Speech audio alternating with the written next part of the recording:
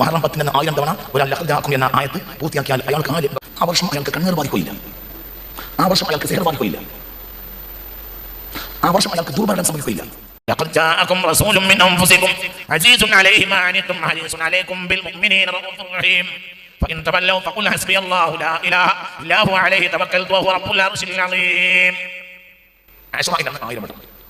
ആ വർഷം ഒരുപാട് അല്ലാഹു തൗഫീഖ് തരട്ടെ.